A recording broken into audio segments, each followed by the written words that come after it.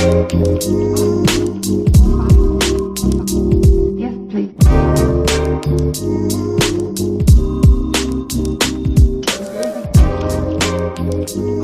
Hello, friends. I'm here with my friends, Pulliam, aka AJ, and Sicko.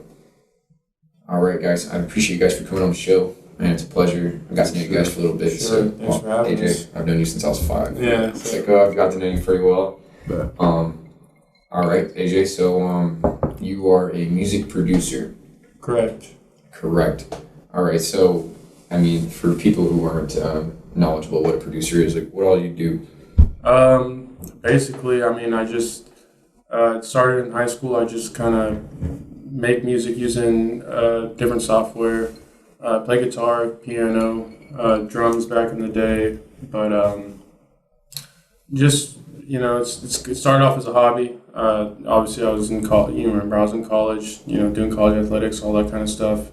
And it was kind of just a free time thing. We had a big Christmas spread where, like, there's no students on campus. We have to stay for basketball and all that. So we got bored. You know, a couple guys on the team want to rap, start making beats and stuff like that. And so it started off as something that was kind of like amateur and turned into something where, you know, people were like, oh, you're kind of getting good. So it wasn't ever something I took seriously for probably years, but, like, you know, it was always something I would draw back to for if I wanted to get away and have some fun and do something different. So now it's still a side job, but it's something I take a lot more seriously. But I enjoy doing it a lot.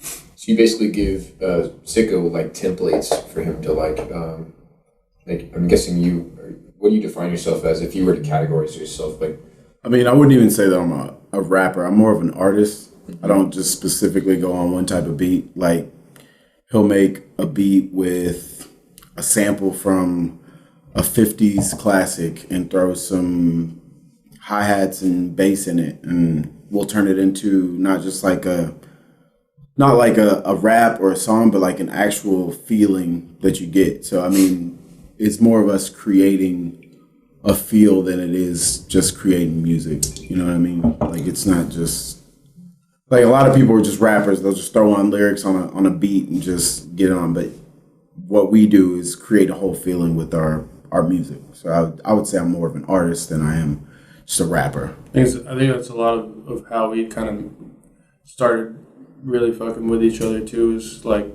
I as a beat maker, I feel like I never really have any directive in it. Like, I just kind of make stuff that feels, you know, feels good to me. You know, I could start anywhere and start from anything, and just kind of it turns into something completely different. And so he just kind of like some of the stuff I started off with, and then I don't know. It's not like there's never a style or, like, you know, directive towards it. It's just more like whatever feels right. And I think that's both of our kind of mantra on it. So, like, what are early get a few glasses of whiskey. What are early music influences for you guys? Like, for you? I mean, I grew up listening to like blues, Johnny Taylor. I wanted to play the saxophone before I ever wanted to do any other music, and I got into the band and I tried the saxophone mouthpiece, and they were like, "You are not going to be able to play saxophone." They gave me a tuba mouthpiece, and I played it, and they were like, "You're good at that." And then, I mean, I started listening to Twista, Lil Wayne. Ludacris is probably one of my biggest influences, just because people don't respect he was ahead of his time, honestly.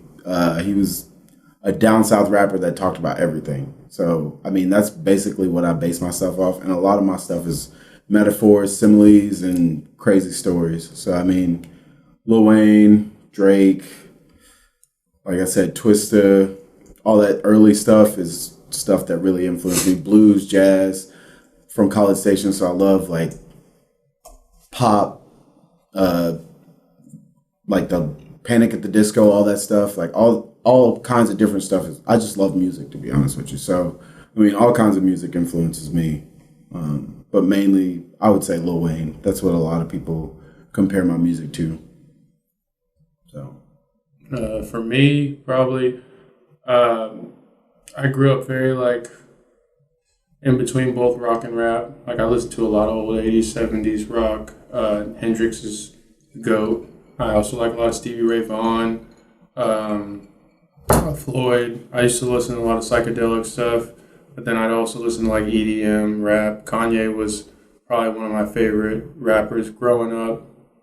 808s and Heartbreak, like Homecoming, all that stuff was just like huge to me. You know, I thought and him, and then when he brought in Travis Scott for me was like, yeah, production is where it's at. You know, I always appreciated the music more than I did necessarily the lyrics. Like I like the lyrics, but like I just like creating this like a whole feeling and a sound through music, and I think that's what made me more attracted to like producing more than like say rapping or like, you know, just being a singer or something like that. Don't get him wrong though. If you put a couple drinks in him, he'll start freestyling. I'll freestyle. He'll start rapping.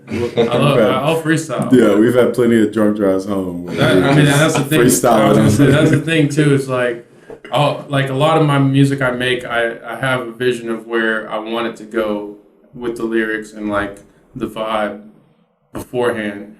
And you know, I've made music for a lot of people, and like Justin's one of the guys, aside from probably like Gibbs, you know, and a couple other guys that I've worked with that, like, whenever I hear them kind of just start recording to something I play, I'm like, yeah, that's exactly where it's supposed to go. Like, and that's what you want to look for as a producer, I feel like, is someone that can take, you know, something you start, the skeleton you put out, and like the vision you have, and just nail that shit right off the bat. And he's pretty good at that, for sure. But you know, a lot of my beats are very different, like a lot more mixed in genre than it is like necessarily just rap or pop or like, you know, housey. Like some of my stuff sounds kind of like, you know, something you would expect to be like played at a swimming pool or something like that. And I feel like that's derived from my liking of like just funk, you know, and old rock and stuff like that. And I'll take that and put like some 808 beats, like some of the stuff like that I've taken from some of the producers I listen to, and just kind of mix and match and see where trial and error definitely plays a big part in it, but it goes all over the place, you know. Sometimes I make slow beats, sometimes I make fast beats, and it's just whatever I'm feeling that day, and depending on what I'm doing in the past, what drug I'm on, you know, it can come out completely different, dude. Like, definitely changes the mentality. Like, you never know what the fuck's gonna happen. So, I mean, now that I've gotten kind of like a skeleton for what I want things to sound like, I can start somewhere. Most people, like, you know, sometimes we'll have, like, we meet people all the time. They're like, hey, can you make me some beats? And like, I'll make something, or I'll be like, you know, like, what rapper do you feel like you rap like? Or like, send me something of yours so I can hear what you sound like. And then I can take where you rap and then give you something that I feel like fits you versus just like making beats off the dome. So I feel like that's the skill that I appreciate the most that I've learned over the time. So I just thought of a question while you were talking. So have you ever had anyone who was like an incompetent artist that like asked you for beats? Yeah, multiple. More incompetent artists than not. You know? He's so in. Bro, I live with Brian, dude. Like, so you remember how I told you when I met him, like, he was like, hey, I make beats. And I was like, how many people have told you that? Bro, yeah. So he's seen it. People will come up both ways. People come up to me and they're like, bro, we need to do a track together. And I'm like, yeah, all right, for sure. And I'll look them up, and I'm like, they're fucking horrible. And I'll never talk to him again. So when I met him, I was freestyling in the kitchen, and he was like, bro, you're killing that shit. He was like, I know you do music. You should check out my beats. And we were the only ones in the room, and it was during the snowstorm. So I was like, well, fuck, I can't just leave. I will say I saw it in his eyes. It was like this past snowstorm. Yeah, like I was trying to avoid it as much as I could. I was like, fuck. All right, makes beats. We were drinking, and he was going on a rant, bro. He was freestyling everything. I'm like, bro, he's doing all these fucking beats. I know he'll like something I make. Like, I got to try something. And so he was like, check this beat out, and he played the beat, and the beat hadn't even started, and it got 5 seconds in, and it had a little whistle in it, and I was like, wait a minute, and it went into the beat. that beat was the first song on my, not this past album, but the album before that. And he made, ever since I heard that beat, I was like, bro, you're making all my beats. We are working together. I was like, I'm sorry for doubting you. That's why we room together. Yeah. So you hear it all the time. You meet people all the time. There's people they'll give you free studio time. They suck at producing, or they'll give you beats, and you're like, bro, I was rapping on beats like this in junior high, man. Get out of here with that. So I know he's told me all the time. He's like, there's people who ask for beats, and he's just like, I don't really want to waste my beats on giving them to you, but yeah, bro, here you go. So I've had some of my favorite beats slaughtered, slaughtered by people, like just ruined. Yeah, send me something, and they pick the best one, and I'm like, have you ever seen TikTok videos of people like, I just charged this guy $400? Yeah, that's what it's like. And he's just like, I was gonna say that's the other thing too, is I try not to really charge people that much or hook. I'm trying, like, while I'm starting up, I'm early, like just trying to hook people up. And I also, like, most of the people that hit me up for beats are my friends, like, or people that I'm well acquainted with. I met them. That being said, AJ made the intro and outro for this podcast, so props to AJ. AJ is a real one. It was a dope intro. Facts. Big facts. Awesome. Just wanted to put that out there. But yeah, like I see like stuff like that. Like I'll get people that want me to make music for like a podcast or a YouTube channel and stuff like that, and I feel like I've gotten pretty good at knowing the person. What are their podcasts? Are they better than me? There is. I'm just kidding. I don't really fuck that podcast. I'm not in competition with anybody. It's all good. One was like a hunting channel, so like for my boy, shit. yeah, and he so I like took a bunch of bird sounds and like made it into a beat, like takes. Okay. So yeah, I'll take like the vibe of what you're trying to do and try to like turn it into something kind of cool, and that's fun to me. So like that's, it's not that I don't like. I feel like I'm still trying to like craft what I want to do, and so like you give me something like that, or don't worry about paying me. Like if I fuck with you, like, bro, I'll do it for free, or I'll do it for very, very cheap, just because I'm trying to still get my shit right. But it's going to turn out, I'm going to make sure it's right for you. I'm going to try to be perfectionist about most of the stuff I do. You fucking nailed it, dude. It was appreciate it. I was like, when I heard it, I was like, dude, AJ is fucking real. He's fucking real, dude. Like, I'll literally text him and be like, hey, bro, I need a song like this. And he'll listen to it and be like, he'll either be like, all right, bet, I'm about to make one, or he'll be like, oh, I already got a beat like that. And he'll send it to me. I'm like, thank you. That's exactly all I need. That's exactly all I need. All the money, dude. So what led you guys to music? Like, was there a life event? Is it a passion you've had for a long time? Was there influence by friends or family or something like that? Like, what like led you here? For me, it was probably just more a passion I've had from, like when I was even, I was a big basketball head, playing AAU, traveling all the time. So like being in the car, moving a lot, like I was a headphone guy. Like I would always have headphones in. I'd always be listening to something. And then I'm also, I'm a tech geek. So like I just like, it was just such a big thing for me when I figured out how to just like download music and get a hold of music that was like leaked, or like I was always trying to find music before everyone else, and I feel like it made me like just kind of hungry to listen to everything. And so I started listening to everybody's music, everything I could. I remember when I was in middle school and high school, like a couple of AAU teams I was on, like when the iPod was like first getting big. Well, it was big, but like people were still using just iTunes for everything. And I was like, bro, I can make you a playlist. I was making like my teammates' moms and dads and whoever had an iPod, I was making their playlist, and like they'd give me their iPod for like a week, and I'd just upload all this music. Like I'd be like, like, what do you like to listen to? And they'd be like, oh, I like, Marvin Gaye, and I like, Beyonce, I like this and that. So it made me listen to more shit, for one, because I'd have to be like, all right, well, what is this kind of like, what's her vibe? What's his vibe? And I'd like kind of download something, and they'd be like, oh my God, this is the perfect playlist. Like you got some Mary J. Blige on here, you got some, whatever roots, everything you need. And so that got me like very like versatile in my music and listening to more than just, just rap or like things I was like that were more trending and that were more like what everyone else around was listening to. And then from there, I just like, I was in band in middle school when we were at Jane Long. I loved doing percussion, drumming, all that kind of stuff. And then when I was in high school, one of the things I wanted more than anything was like to kind of get some software. I got Ableton. My parents bought it for me for Christmas, and then started. I originally wanted to DJ.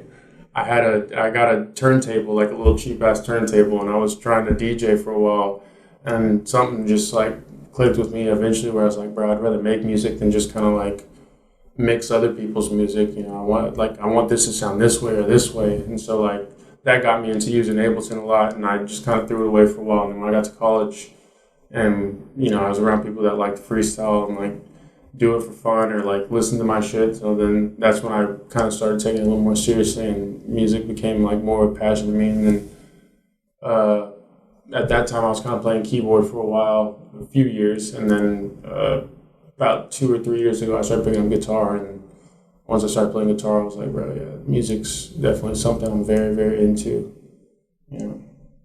I remember like you'd be on Xbox Live and AJ would just be like off the mic for like 15 minutes. We're trying to start a game and he'd just be like, Still does it. Yeah. Sits in the living room, brings his guitar down, sits in the living room and just plays. You feel bad because he's like in his creative mode and you're just like, we're trying to fucking.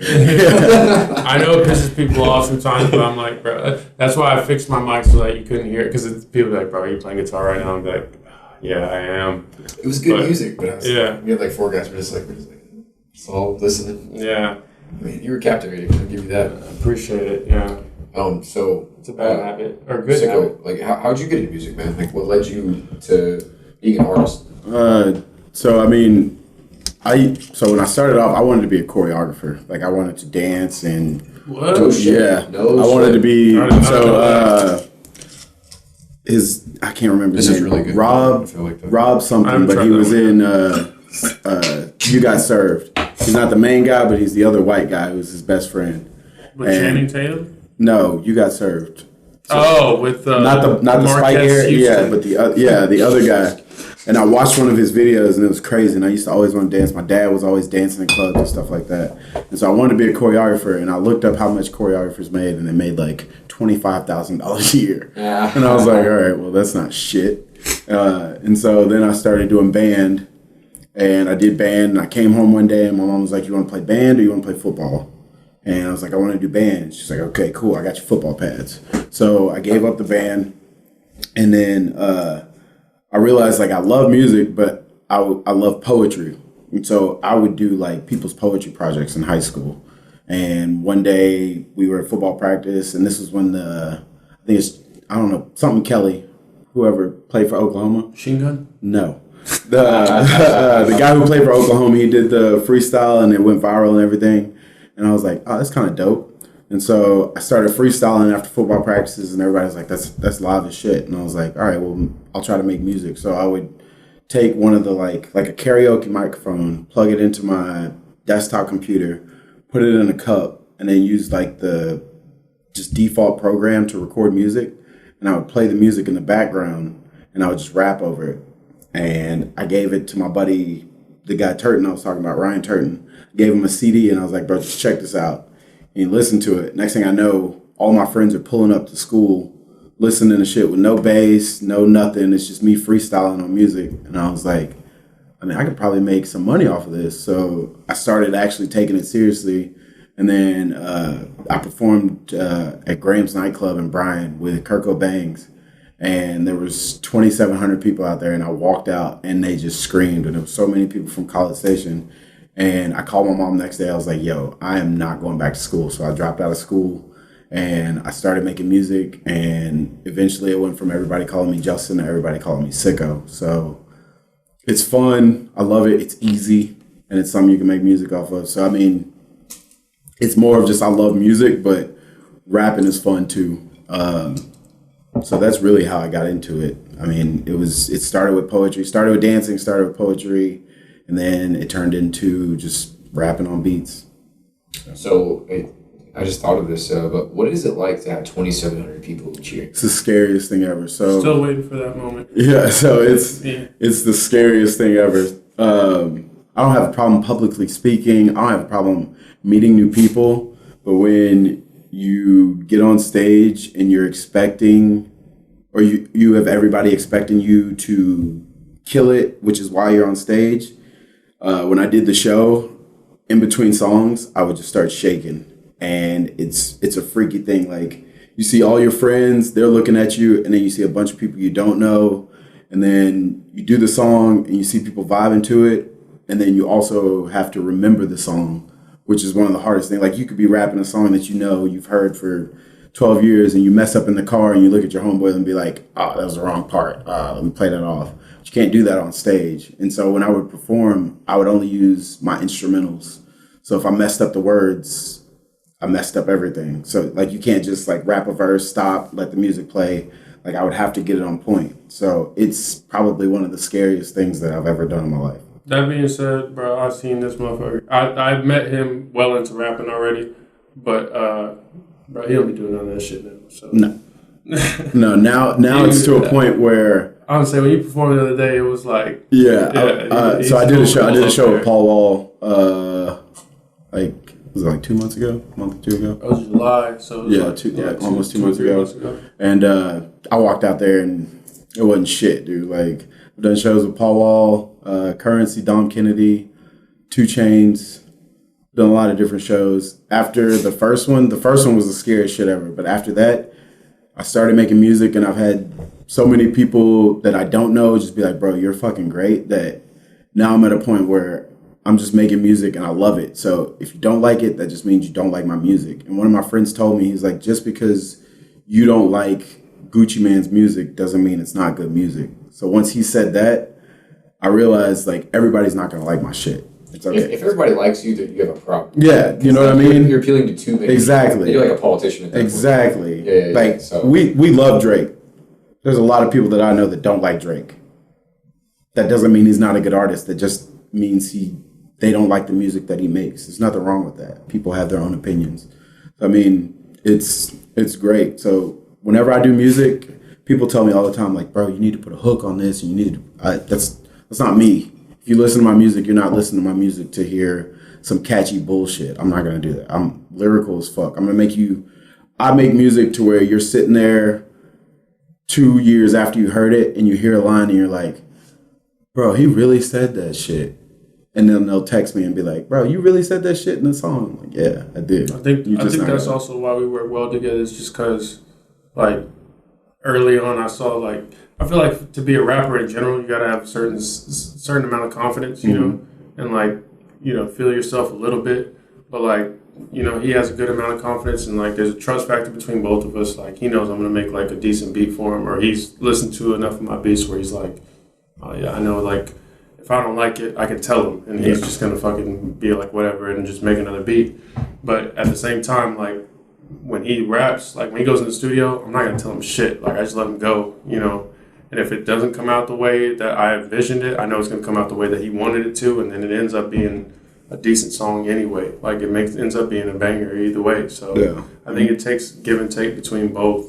I mean, I'm sure, like, any fucking producer or rapper that's up there will tell you the same thing. Like, you know, it's not going to come out the way that I expect it to. It's not going to come out the way he expects it to. Yeah. But, like, the understanding of both of us knowing where we want it to go makes it turn out to be a better song in general. Or, you know, album or whatever we're doing. Yeah. So, and when I get to the studio, I'll come out of the booth and look dead at him and be like, you fucking with that? Mm-hmm. I'll be like, no. Yeah. And he'll be like, I'll be like, you can do it better, or that's not the way it sounded because, like, so that's a healthy relationship. Yeah, like, he'll make the beat. He'll send me beats while we sit at a table. He'll send me the beats, and I'll just start writing. And he'll hear me rap it, and I'll rap it to him every time.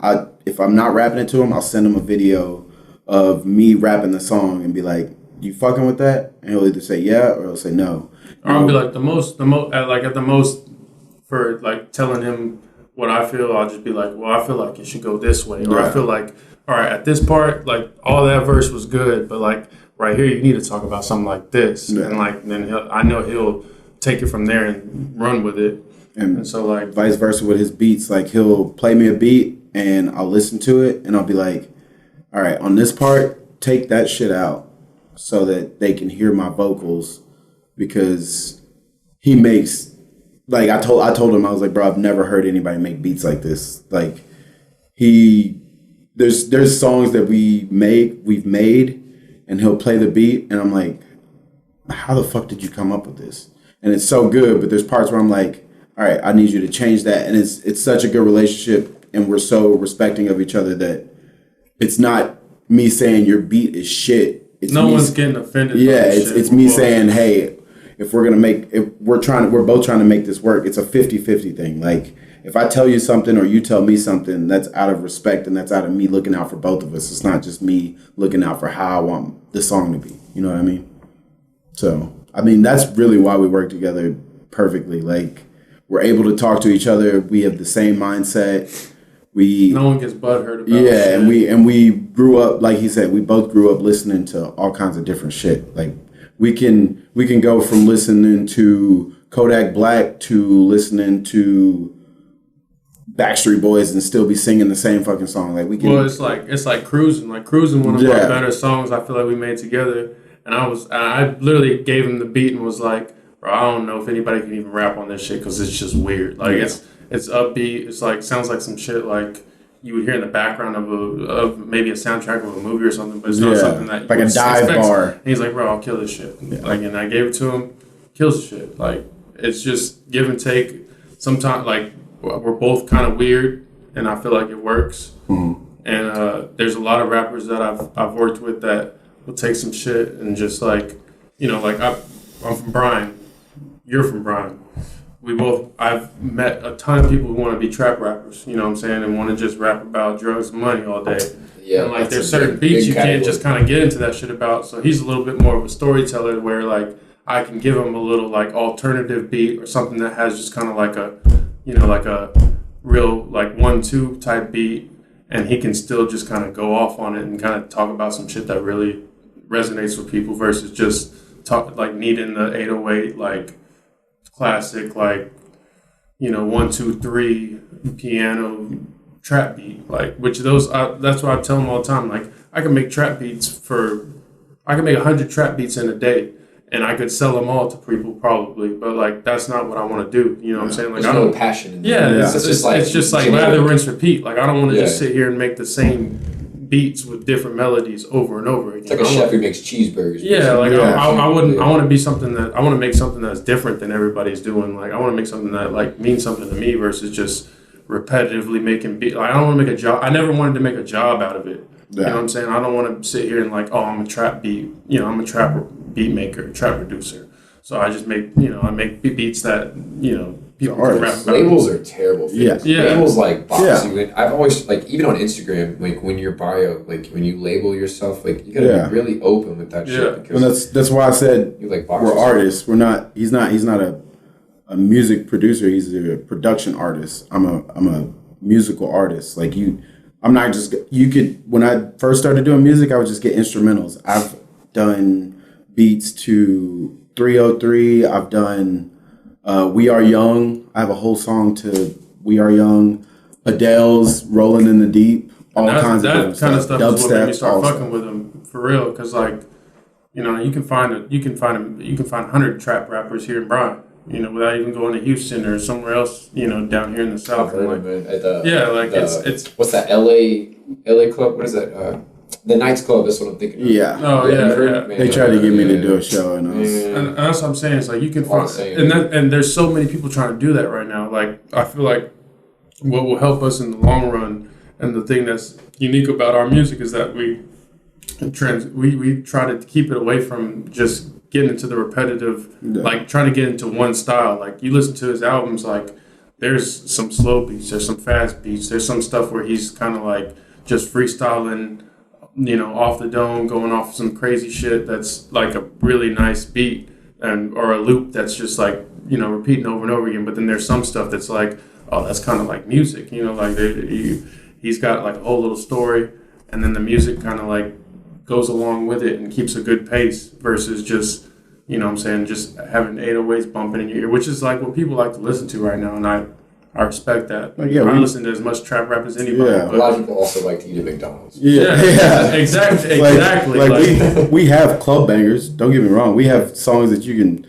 get a girl to throw some ass to, and there's me rapping. Everybody likes that. Yeah, like there's songs where I'm like, I'll do like a nice little 16, and then the hook is what everybody likes because it's catchy. Best believe every album we're gonna be like, there's some. We need at least one song where somebody can throw some ass. Yeah, like, definitely. And like that's one of my biggest things. Like I grew up in College Station. It's mostly white people in College Station. So bro, I'm wearing khaki shorts right now. You know what I mean? Yeah. Like so when black people see me, they're like, brother, you don't be rapping. So when I talk about like how I told you I had my door kicked in, I grew up broke, like I learned how to fight. I'm down to fight at any point. Like black people can relate to that. But I also talk about turning up and having fun with my friends and hanging out at pastor parties and shit like that. And white people relate to that too. And black people are looking like, okay, that's live too. He do be turning up like that. Like I can understand turning up. I don't know about pastor parties and shit like that,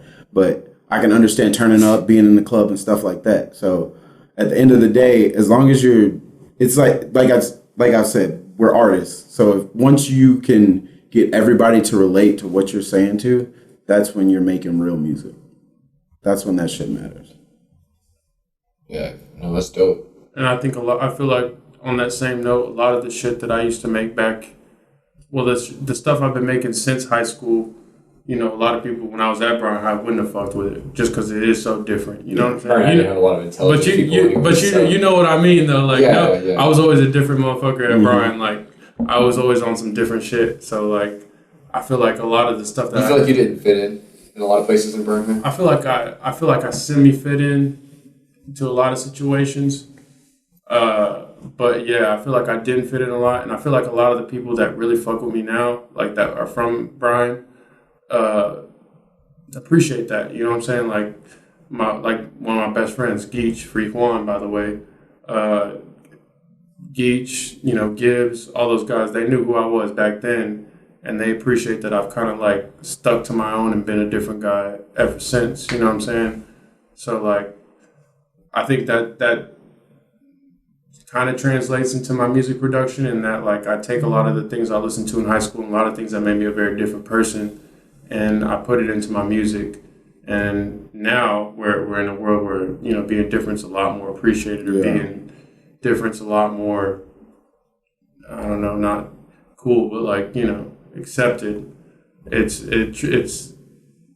reaches a lot more of an audience than it did back in the day where I was in that small bubble of Bryan High where I'm like, let me ask you this. Fuck, man, I need to, you know. Are you going to the reunion? Reunion? When is it?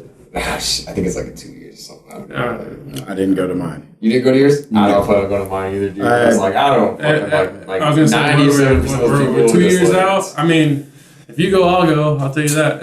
And I don't know. I'd go to like see like 5 people, and then I'd be like, out. If I go and be off some shit, I feel like I already fuck with everybody that I already. Exactly. That's why I didn't go to mine. I'm like I've seen y'all for the past 10 years. There's no reason for me to go see people I didn't fuck with back then. I was saying, who am I going to even see at the reunion? Like, that girl you had a crush on is going to be fat. Like, she's going to be ugly. She's not. I've actually kept tabs. On off topic, how many girls have you gone to high school with that have blown up? Too many. Used to be bad. Too many. Like, used to be bad chicks, and you was like... But that's the thing, though. What happened? Middle school and high school bad, that means she's probably thick. That's bad news when you get not some always. Or she was really pretty. Well, that, for my taste, yeah, that means she was thick. And that means now that's crazy. She ain't working out. She either went one way or the other.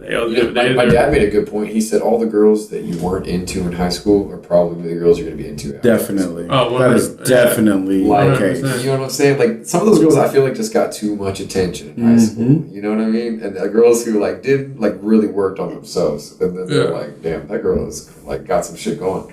I didn't even know who my wife was. I made the mistake. This girl, I saw her at the bar it's not the other day, it was like a year or two ago. And she came up, bro. She was butt ugly. Like, I would never have talked to her in my life. And she came up and she was like, hey. And I was like, damn, you got hot. And she goes, what?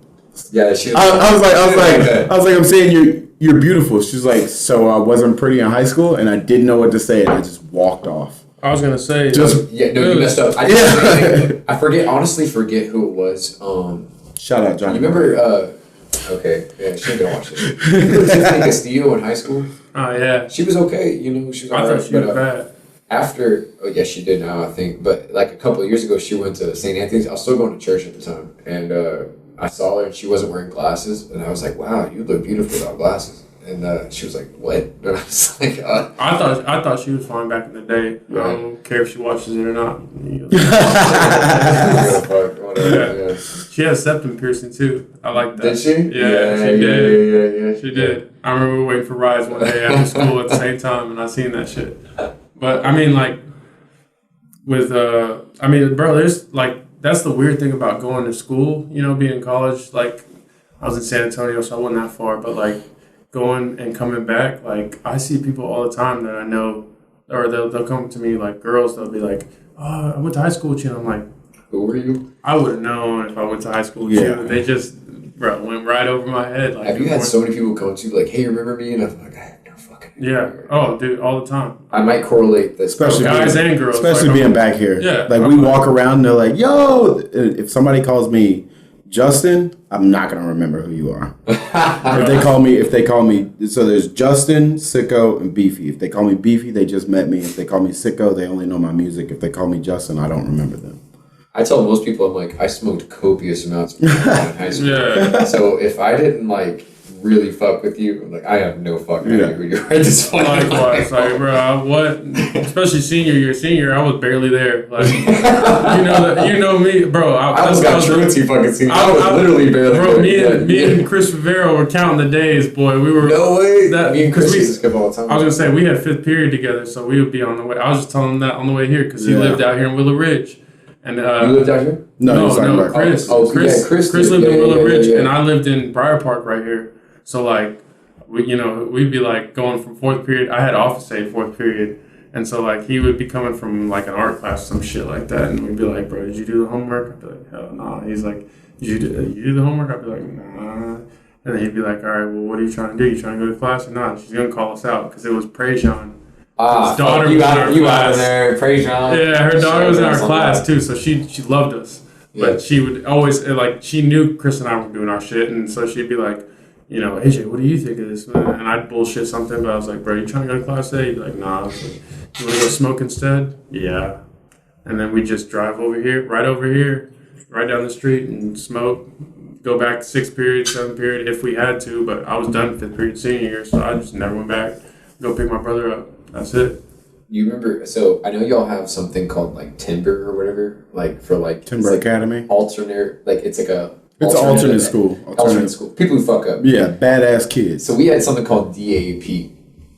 And me and Chris, remember me and Chris Vivero and some guy named Ross, something, I can't remember his fucking name. Fuck that dude. Anyways, we all smoked. Remember when we got to DAP? Remember this shit? So like basically we would like dip out every day at lunch and go get fucking high basically, and like every fucking day. And we came back and it was different this time. Like we get back to 5th period and principal comes and knocks on the door. He's like, "Hey, I need you to see in the office." I'm like, "What the fuck? What's going on?" And you remember Lane Grawl? Yeah. His mom. You remember? I don't know if you know, but she was the one who ratted on us. So she would bring Lane lunch sometimes. He was a huge mama's boy. We went to church with this. I went to church with this woman. Yeah. She called the principal and told him that I and two of she identified us. We all played football. Said we're leaving school.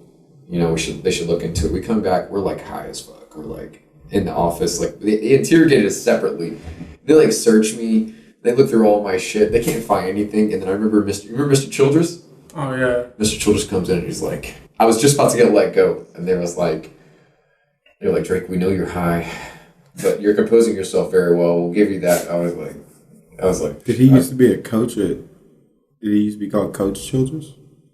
Not did he coach Childress? No, he was. We had a coach in 6th grade. He was a white dude, old white dude. Oh no, he wasn't. No, this dude was like fucking walking with a cane and shit. No. Yeah. He comes in. I'm like getting up ready to leave. I'm like, fuck, I fucking won today, boy.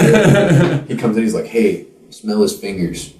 And he was like, all right, let me smell your fingers. And I was like, God damn, I just fucking lost. Son of a bitch. He goes, you've obviously been in possession of marijuana. And I was like... Back in those days, you'd be like, shit, let me just go in the lawn, rub them in the grass, and I'll be good. I mean, you didn't think about it. Trick? You didn't think about it because my teachers didn't care. They didn't give a fuck. They were like, he makes straight A's. Like, why do I fucking care? You know? And then, That was the other thing, too. Brian, you make straight A's. See, that's the difference between Consol and Brian. Like, y'all were skipping school to smoke weed. I was skipping school to go fucking shoot guns and drink beer. Like I literally, I would. Y'all had a lot of cocaine heads though too. Not in high school though. Not in high school. See, once they got into college. I heard different. I heard there's a lot of coke heads. No, y'all are what 4 years younger than me. It's different. Nobody was doing coke back then. Nobody was really even smoking weed. But we drank like a motherfucker. So I would go to class from first to fourth period on Thursdays and Fridays, and I would just get money for parties. And I would just leave. And I had fifth, sixth, and seventh periods. I had 112 absences altogether. Jesus Christ. And my principal, or the guidance counselor was like, how do you expect to graduate? I was like, I was pretty much going to go with looks for the rest of my life. But I guess I gotta do something. Like I was not using education as my background. Brian, you got 12 a class. High school was a waste of time. Yeah. At Brian, you got 12 a class. So like, when it got to a certain point, you remember that you get 12 absences a class or 11 or something like that. They gave me 9, and I did all of them consecutive. I got 9. It was like 7. It was like 7. I think it was 7. You get a warning. 9, something happens, and then like 11 is when you get expelled. Yeah, we had 6. So like you get to like once basketball season ended, because I was like, remember Coach Jones at some point was like, seniors don't need to come to first period anymore, whatever, blah, blah, blah. And so, like, once basketball season in my senior year, bro, me and Chris were counting them days. We were like, bro, what are you at? Yeah, we were like, what are you at? Like 3 or 4 absences? Yeah, bro, we got like 8 more. We just space them out. Like, whatever day we wanted to, we would just leave and be like, they're not going to say shit. We're not at 9 yet, so they're not going to warn us or, like, mark anything down. But and then you got that for every period. So, like, if you skip 5th period once, that's not one of your skips for like the other day. Yeah. So we were just spacing that shit out, which is terrible to say on camera. We were going to the country, bro. We weren't coming back. Fuck all that. We would drive 30 minutes out, and literally my buddy would have a gun in his truck, and we would just go shoot turtles and rabbits and all kinds of different shit. There's only like a couple motherfuckers I knew that really drank at Brian, like at school. My senior year, I was bringing in like Gatorade and vodka. Bro, I'm not snitching on camera. I'm gonna say Windler was my boy. Like, all right. Western. Why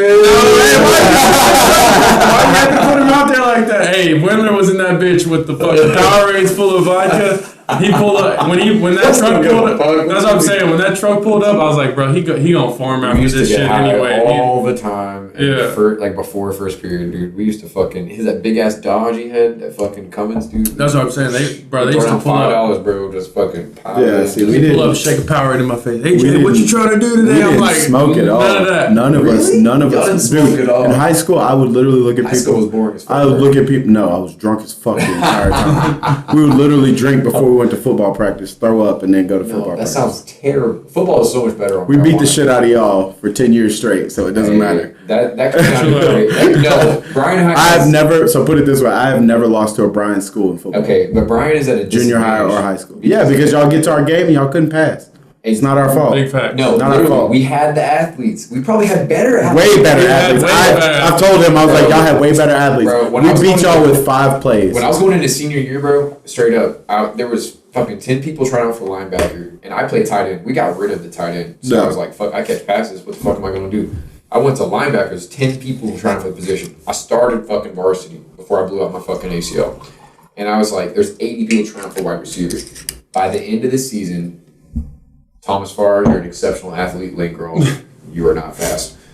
They were our second string wide receivers. Oh, yeah. And I was like, God damn, I could have played fucking wide receiver. Why didn't I fucking we knew it. I tell them all the time. People ask me all the time, why did you not play football? I'm like, bro, because I went to Jane Long Middle School. Beat the shit out of y'all. Every year, the 2 years I played, we had 12 people. I was gonna say the 2 years I played. Hey, we could hoop though. We lost every basketball time. That was me too. Hey, you remember Jeffrey? Oh yeah, Jeffrey. Dude, 7th grade A team. I was just a fucking dude who fouled people, but straight up, like, we had J grades, we had AJ, we had fucking Jeffrey. We had a squad, dude. Yeah, we. But that's the thing, though. College Station and Bryan, they don't give a fuck about basketball. They give a fuck about football. Man, but we could hoop. Y'all can hoop for sure. Yeah, y'all ball. Me specifically, I was there just because I was 5'10", 5'11" in 7th grade. But besides that, bro, we started. I will never forget. 7th grade, we started with 64 people. 12 by the end of the year. 13 by the end of the year. We had the best coaching staff ever, like, for middle school basketball. Like, Coach Jackson and Coach Scott. Coach Scott was that dude. Influential people, bro. I'm a little buzzed, but influential people, bro. I actually saw him the other day at Kroger. Right. Coach Scott could coach at any level, bro. He just was an inspiration. Remember his son would come up in there, like, dribble? Yeah. I always wonder what happened to his son. Like, he probably damn near in middle school by now. Shit. No, I bet he's in high school. He's in high school? I know he's in middle school with Sailors, so I think he hoops at Bryan High. Oh, shit, really? Dude, that kid could. Bro, Coach Scott was the GOAT. Bro, Coach Scott was the GOAT, man. Remember we picked up Jeffrey from his fucking house? Yeah. From some chick's house? We were going to a fucking tournament. This is how bad we needed fucking Jeffrey. Like, we went to some other. He called his mom, Jeffrey's mama, right? And was like, where's he at? And it was like some chick's house. We went to the fucking some hood apartments in our school bus. In the bus. To pick up Jeffrey for a tournament because we was like, dude, we need motherfucking. Jeffrey was like 6'1". Some Bryan ass shit. Yeah. Jeffrey was 6'1", could fucking dunk. Like, I remember we played Burnham, and remember that cocky dude in the hyperdunks was talking shit? Nah, maybe not. But I remember Jeffrey would snag that pass at half court, like one hand Calvin, fucking Johnson, that shit, and then throw it to Jay Graves, and I think we won like 96-30, bro. Man. We used to be cold in basketball. If grades didn't matter, bro, we would have. We didn't give two fucks about basketball. We used to tear y'all's ass up in football, though. Man. Yeah.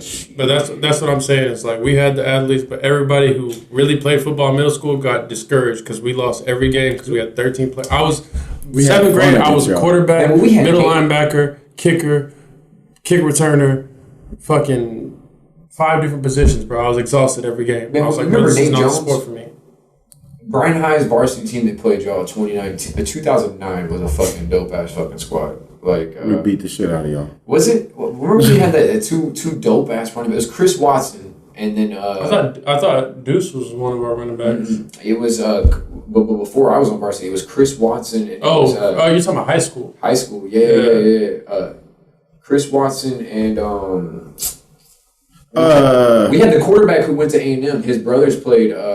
Coach Ike's son was quarterback. Eric Ike was quarterback, and then we had Nate Jones. I remember we played, so we lost by like a fucking touchdown there, but Bryan Ike did have some fun. I just saw Coach Ike last week. We just couldn't fucking pass, dude. Yep. Sucks. I heard Coach Rogers washed up for Bryan Ike right now. Really? Yeah, I've heard that. He's not coaching anymore, right? No, he is still varsity football. Yeah, but I heard that. So Chris is under him? What you mean? Chris coaches at Bryan High. Chris Johnson. Yeah. Does he coach at Bryan? Yeah. He's not head coach, but yeah. My cousin's head coach of I think he's the Gonzalez basketball team. Who's that? Andrew Daly. I don't know. Yeah, bro, his jersey's retired at Gonzalez. No shit. They beat y'all in basketball. Man, they might have. He was cold. They don't want to talk about what's his name? Grades. No. When did Bryan High went back-to-back state championships with who was the dude who was like what was that dude at Bryan High? Nix? No, who was that dude at Bryan High? It was like our fucking mascot. Football tickets. Who was that? Oh shit! He was backup point guard when they went back-to-back state championship, bro. Was he really? You don't remember that shit? No. Bro, it was in 1980, 1981. What was his name? Yeah, I know exactly what this guy is literally... Yeah, he's a legend. This guy is a very intelligent man, but he's like the Bryan High equivalent of radio. No, he still works there. He's a not Lester Banks. Dude. Lester Banks. Lester was the backup point guard for. Shouts out to Lester. Lester was the GOAT. Dude, Lester is still the GOAT. Lester, but when we were out there skipping, Lester was the one person you had to get past. Lester was like, he was way smarter than people gave him credit for. Yeah. Like we came back. He was.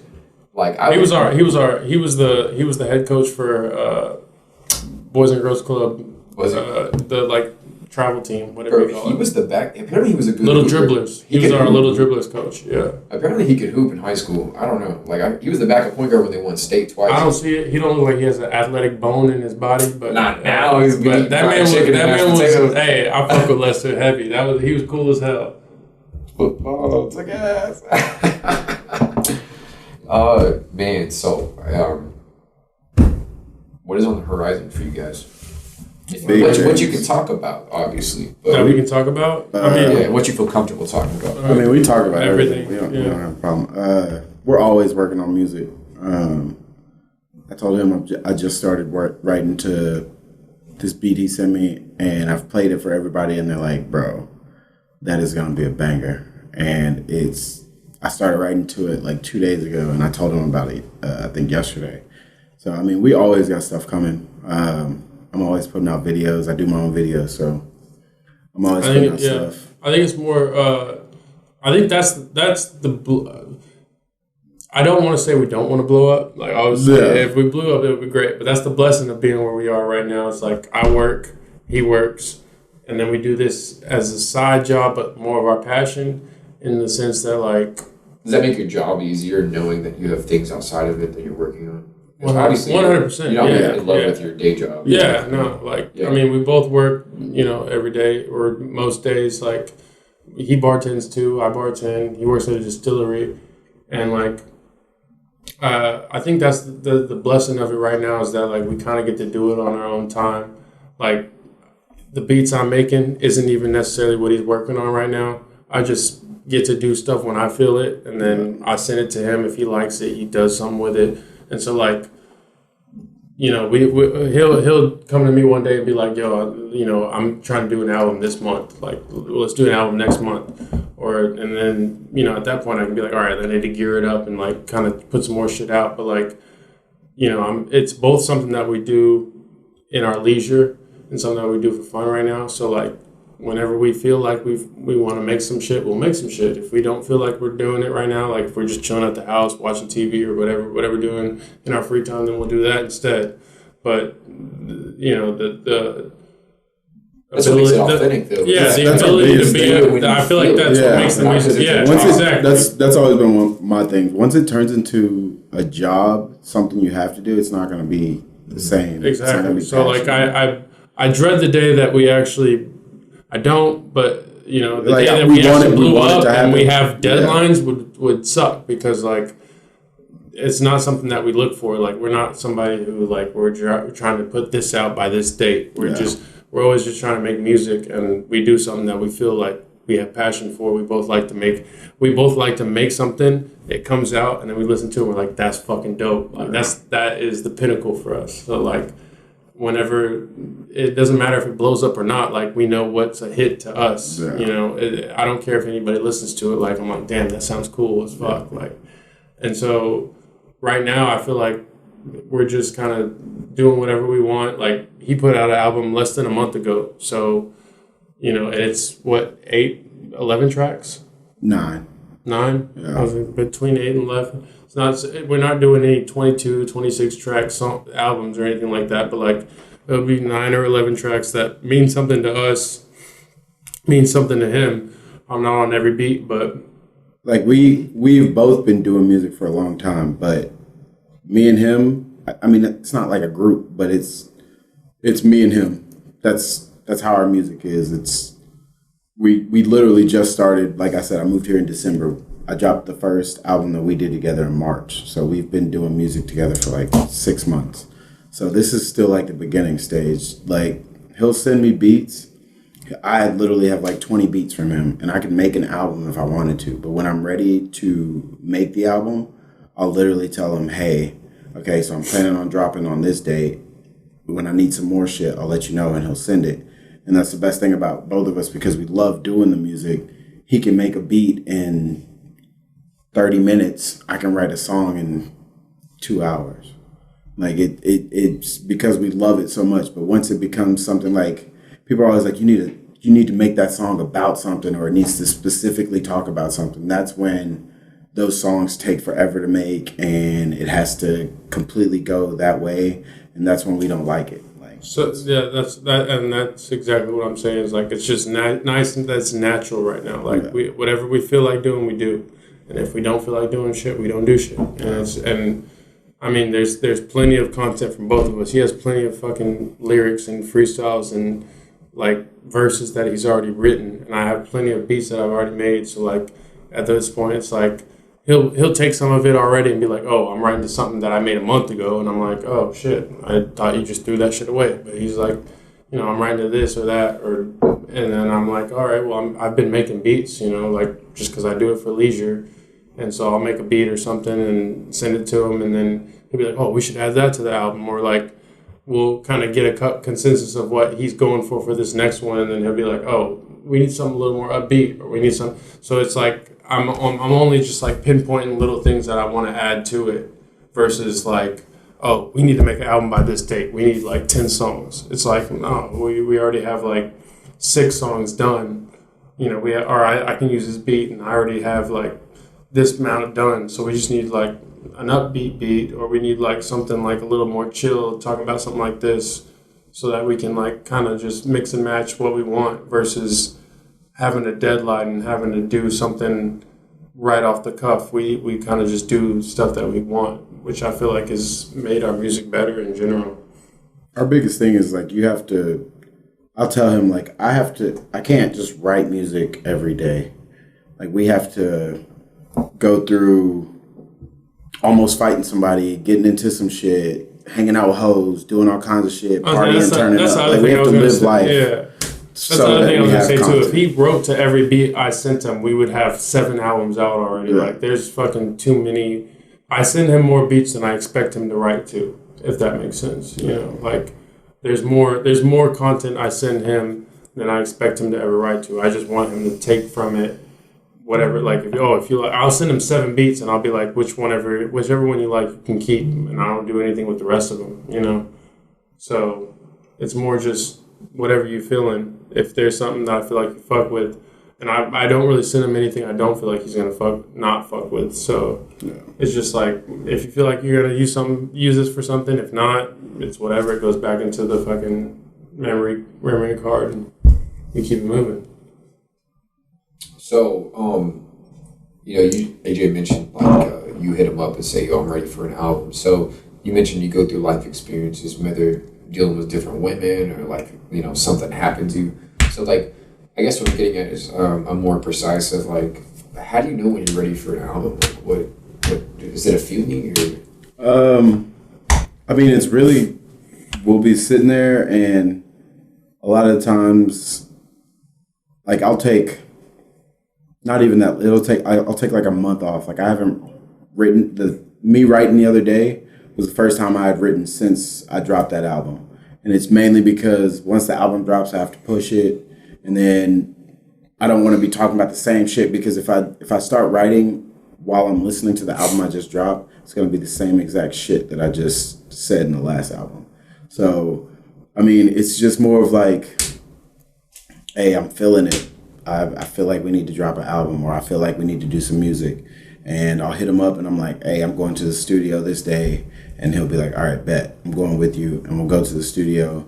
And that's the difference between, like I said, both like us and other rappers. Like when you see those pictures of artists sitting in the studio making music and all that shit, they'll spend like 10 hours and record the whole project while they're in the studio that day. Me and him, he'll send me the songs. I'll pick like 2 or 3 songs that I'm ready to write those songs, and we'll go to the studio for like 2 hours. And that's what threw me off at the beginning. Is like the first fucking album we did, his first album I was on, bro. We recorded that shit in like an hour and a half. Yeah, an hour, literally like an hour and a half, 2 hours, because I had already sent him the beats. He wrote his lyrics to it. He wrote whatever he wanted to it, and like one punch man, like literally took one or 2 takes, and he just fucking knocked it out. Like, and I was like, bro, that's exactly how I expect somebody to hop on this shit. So, I mean, like you said, it's a trust factor between both of us. But like, I know that he's gonna kill this shit, and so like, I'll send him some shit.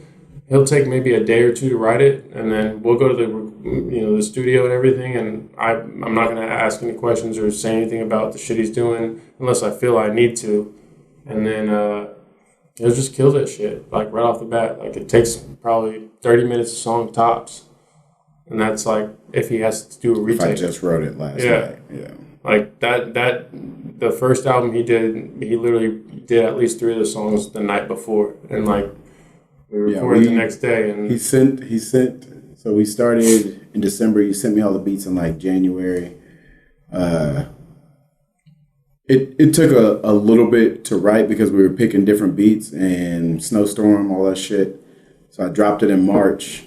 But we did that whole album in like two weeks. Like he made the beats. Recorded it in like 2 days. Yeah, he made the beats. I made the songs. Took 2 weeks for that to happen, and then we went to the studio and just recorded them.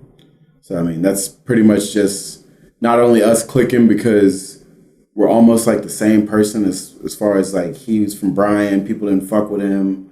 I'm from College Station. Like people didn't fuck with us, but they knew who we were. You know what I mean? Shouts out to Chris, our other producer too. Yeah, Chris Cody. Yeah, Chris Cody. The dude is. I know we've named like 4 Chris's this podcast, but like Chris Cody is the fucking man. Bro. Yeah, so you be finessing that shit. I was about to go record one time in Houston, big ass studio, one of those like living the dream. Like they got the magic fucking mixer that moves by itself. I was so hyped, and the dude called me like 30 minutes before and was like, "Hey, I'm gonna have to cancel your session." And so I was freaking out because I had already said the album was gonna drop in like 2 weeks, and I didn't have anybody to go to, so I went on Facebook, looked for a studio recording, and there was this dude named Chris. He had a picture of fucking Pimp C as the ad. And it was like studio time, $30 an hour, pull up. And I called him, and I was like, hey, can I come record? And he was like, what time are you thinking? And I was like, I'm not going to lie to you. I'm thinking like 10 p.m. to like 1. He was like, pull up. I was like, can I smoke? He was like, yeah, you can smoke inside the studio. And so that was the first studio I could smoke weed in and be recording, like actually get in my zone. So I pulled up, and it was just an apartment, bro. Apartment studio, closet. He had his clothes in the closet. Like he had his dog in the front. I was like, man, this shit might not work. And I recorded the first song, and he was like, just give me like 10 minutes. And he just zoned in, locked in, smoked a blunt with him, bro. And the first song came out, and he would just add shit without me saying. It's the same thing as him. Like I don't have to tell him what to do with the beat. I just tell him what kind of beat I'm looking for. So with Chris, I was like, bro, you know, you've heard me rap. Just do what you gotta do. And he made the song, and it's perfect. And he's the only person I will record. Like, best believe if we blow up Chris's company. Oh, yeah, he's like, definitely. That motherfucker is, he's a wizard, bro. He's a wizard with the shit. Like, I don't even have to say it. I'll look at AJ, and he'll drop something, and he'll sit back and wait for it to play, and then he'll go, yeah, I knew you was gonna like that. Yeah. Yeah, I'm like, bro, chill out. So, it's just, all this is fun. Obviously, it's our passion. Obviously, we want to get big in it, and we want to blow up in it. But the main thing is we're having fun, we're living life, and I mean, the music has made us like fucking brothers, dude. Like, everything he talks about in his music is shit that we go through, and it's a lot of shit that is like, you know, people resonate with. People like to hear people having fun and doing shit like that's, you know, about the time. You know, like we're having a good time. We're doing everything we like to do and everything we like to love. So, you know, there ain't shit that we can't have any. Yeah, that's what I'm saying. We can't have any complaints about the shit. Like I was just in Caldwell today, like paying off a ticket. I went to Berkshire Brothers to like get a money order. They wouldn't take cash. Yeah. I don't have my card right now, so and I'm like looking at these people working, cashier and shit. And, like during the day in Caldwell, like this is their lives, and I'm like, well, so many people live lives they hate. Yeah. And it's live lives they hate because they accept it. Like, I'm okay with this. I think we all just, we both, that. Yeah, we just appreciate doing the shit that we love and doing it with people that we fuck with. Like, so many people like work and then go home and watch TV all day long. Yeah. And they advance. Go to a job they hate, and they don't have any aspirations to get, like, I want to be a manager. That's cool. There's a lot of fucking managers. That sounds fucking whack. Yeah, like I've been a manager. It's not that fun. Yeah. Like you don't want to do that. You're still somebody's bitch. Like, and so many people are complacent with that. And with our music, we can literally do whatever the fuck we want. We can say what we want. We can make it how we want, and then we can put it out. And people know. Like a lot of people come up to me and they're like, "I love your music because when you rap, I can literally visualize what you're talking about. Like I talk about spotlight and hunting, growing up with white people, doing white shit, getting drunk, talking to girls, getting curved, all that shit. I talk about it, hanging out with him, doing all the shit. Like that's real music. You know what I mean? So people relate to that. And even if you've never shot a gun or done that or a spotlight or anything like that, you know that I'm talking about shit. I'm not talking about going out on a yacht and doing all this shit. You can relate to going to a bar and a girl pulls up and she's yacht not, shit's fake. Like most 99.999% of people. I'll talk about I'll literally say in most of my music like, hey, okay, I'll talk to this girl. She wasn't talking about shit. She wasn't talking about fucking, so I made her split the bill with me. Like, that's some real shit. And I would do that. People know me. If I see this isn't going anywhere, best believe I'm about to hit 50-50 on that damn tablet on Olive Garden table. Hey, nothing turns me on more than a girl who will go 50-50. Yeah. You brought your wallet? That's hot. A girl who can pay her own way, bro, because she's fucking you for you. Like, she's if we pull up for the dinner, when we pull up to the parking lot, I'm like, hey, so where is this going? Because if I don't even get a kiss, you might as well go ahead and put it on a separate tab. It's not going down like that. You got to ask her before dessert. Yeah, like I'm not wasting my time. You're like, yeah, come on. You can generally tell where it's going, so. But yeah, no. That's one thing that turned me on about my wife was she was financially well off. So I dated so many girls that were like, yeah, I work at Chipotle or something. Yeah. You know, I'm like, okay. Like, that's nice. Yeah, the Chipotle girls. Yeah, like, I run shit. Like, you make burritos. Calm down. And like, yeah, when I met Brenda, it was like totally different. So, no. So like, I guess I want to ask, this is for you, Sicko. Man, what's the favorite show you've performed, like, live? Like, what's your favorite event you've done? I mean, Kurgo was cool because it was so many people, and it was a lot of people that I grew up with.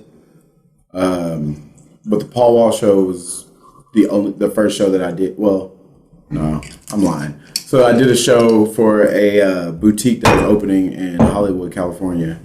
And it was probably the craziest shit ever. I've never been further than Colorado. So I went to California. They got... How high did you get in California? Oh, bro. So we pulled up. I'd never been to a dispensary.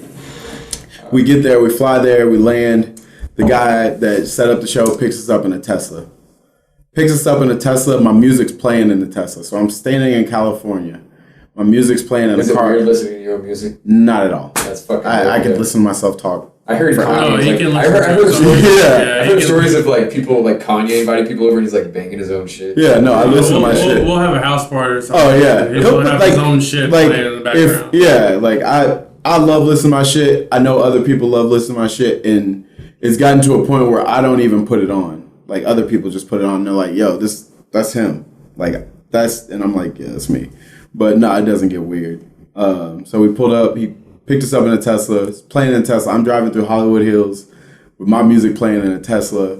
Like, people are bumping live as fuck. And I'm like, oh, this is dope. So we pulled up to this badass fucking mansion a mile from the Netflix building, like in the hills next to the Hollywood sign. And he's like, hey, that bottom floor is yours. And so they got us the entire bottom floor and like threw a party and everything. Did the show. And I'm looking at people. And Texas is different from California. So I didn't expect people to fuck with my music. And I'm looking around and everybody is just like, yo, bro, this nigga's killing this shit, bro. Fuck with this. And so, like, to see people that have never met me, never seen me, never heard my name, didn't know anything about me, and they're live as fuck. I met so many people. It was probably the best experience ever. You see that? I will say the best experience I've had of his was the Paul Wall event, just because I got to meet Paul Wall. Yeah, it was. What was that like? People's champ. So he was cool as fuck. Like, I told him, I was like, hey, so I'm gonna be performing. You're my camera guy. So everybody else had to be behind the barricade, and all you see is AJ with a drink and my camera, and he's just standing in front of the stage, just like drunk as fuck. Drunk as shit. I was drunk as fuck trying to record in this motherfucker, and I got some. No, you did. Camera's like, oh yeah, no, he didn't know how to work the focus. It had autofocus. It had autofocus, so it would just follow him. Yeah, and but there was a bunch of bugs out there too. So he would be recording, and then you see the camera go. which obviously meant that he was like, oh, God damn. But we did that. And so since I performed, everybody still had to stay behind the barricade. And Paul Wall got on stage, and I was like, nah. And I walked around the stage, and I grabbed him and my other roommates. I was like, nah, nigga, we standing in front. Y'all came all this way to watch me. We're standing right here. And so we were like this right far. There. And we had a booth we didn't use it, but we had a booth reserved for us that was right next to his, and they were like in there chilling and shit. So like I got to like be right next to Paul Wall, which like I grew up listening to that motherfucker. So that shit was so that's one of my biggest things. Like I love listening to Paul Wall, and to see a flyer and it says Paul Wall, Sicko Mundo, like it was dope. So that was, as far as being on stage, that was the best show ever. But the Hollywood show was crazy. That shit was, that's a whole different. And sounds like a dream, dude. I thought I was dreaming. I walked out to the balcony. We would see the Hollywood Hills. You see the Netflix sign. You see the Hollywood sign. You see hella cars. I drove through the Hollywood Hills in a Tesla. They let me take the Tesla.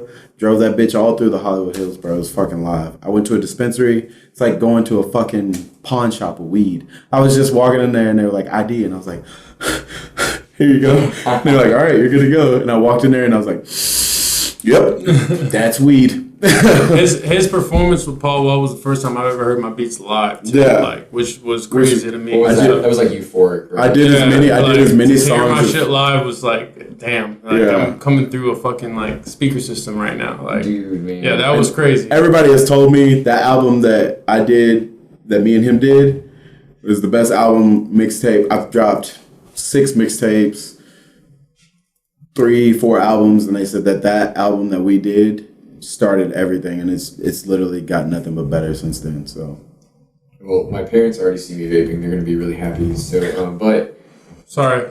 So I feel like you saw me, and then you were I went to a dispensary in fucking Las Vegas. Remember me did I ever tell you about that? Maybe.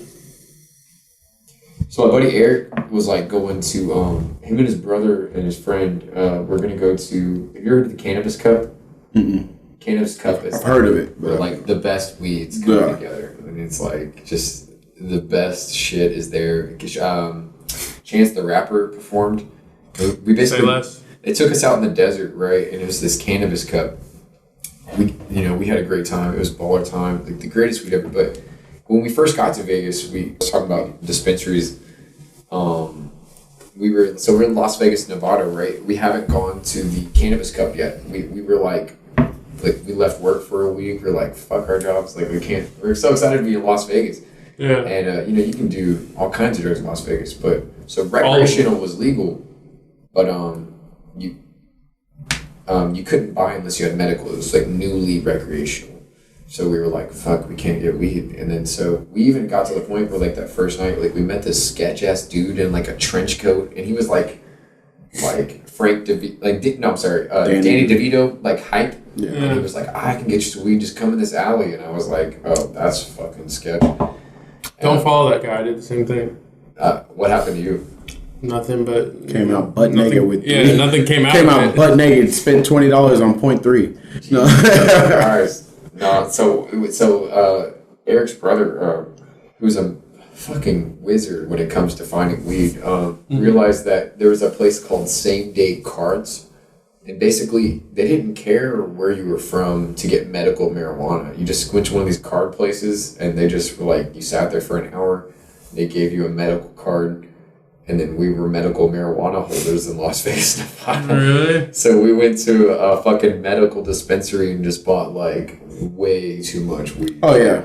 Like, way more than you Yeah, when I was in California, I literally bought so much, and I was like, we were about to leave, and my ex was like, so what do we do with all this? And we just sat on LAX and we smoked blunt after blunt after blunt. And bro, when I tell you it took us so long to get through TSA, like we thought everybody was freaking out and we were the only ones freaking out. We were just moving really slow, like we were trying to pick our bags up and all this shit. And I was like, they know, they all know. And when somebody else's like buzzer would go off, and I was like, I'm sorry. I don't have any weed on me. I'm sure I smell like weed. I'm sorry. Like, sir, we're not looking for you. High out of your mind. Yeah. No, we bought like so many concentrates, and we had like these pins, like these vape pins that you could just like put concentrate on, and they would just like smoke it. It was weird. It was dope. And so like at the end, we had like still like a quarter at the last day between 4 guys, and then like 3.5 grams of concentrate, and we're just like, what the fuck do we do with this? And the window's only open like this much, so we're just like, fuck it, we're gonna blow out this fucking hotel room. and we're putting like fucking so many concentrates on blunts and shit, just trying to smoke it before we left. We ended up giving an eighth to our fucking Uber driver because we're just like, we can't finish this. I'm sorry. Like, we're Uber driver will take it. Yeah. He was like, thanks, dude. I was like, I bet, dude. You have a Don't forget to tip. Yeah. Dude, no. And then the fucking, have you had the Chiba Chews? The edibles? Oh, I mean, I've had something like that. I've had some like chewy edibles. Yeah.